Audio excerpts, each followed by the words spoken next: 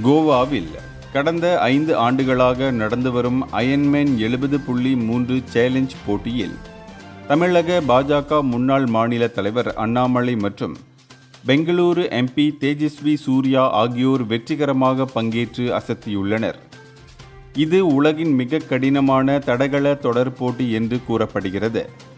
இந்த போட்டி 1.9 கிலோமீட்டர் நீச்சல், 90 கிலோமீட்டர் மிதிவண்டி பயணம், 21.1 கிலோமீட்டர் ஓட்டம் என மொத்தம் 113 கிலோமீட்டர் தூரம் கொண்டது. இம்முறை போட்டியில் 31 நாடுகளில் இருந்து 1300க்கும் மேற்பட்ட வீரர்கள் பங்கேற்றனர். கடுமையான வெப்பநிலைக்கு நடுவே நடைபெற்ற இவ்வாண்டு போட்டிதான் இதுவரை நடந்த போட்டிகளில் கடுமையான போட்டி என தெரிவிக்கப்பட்டுள்ளது. இது குறித்து பிரதமர் மோடி தனது எக்ஸ் பக்கத்தில் கோவாவில் நடைபெற்ற அயன்மேன் 70.3 சேலஞ்ச் போன்ற போட்டிகளில் நமது இளைஞர்களின் பங்களிப்பு அதிகரித்து வருவதைக் கண்டு மகிழ்ச்சி அடைகிறேன். இது போன்ற நிகழ்வுகள் ஃபிட் இந்தியா இயக்கத்திற்கு பெரும் பங்களிப்பு செய்யும்.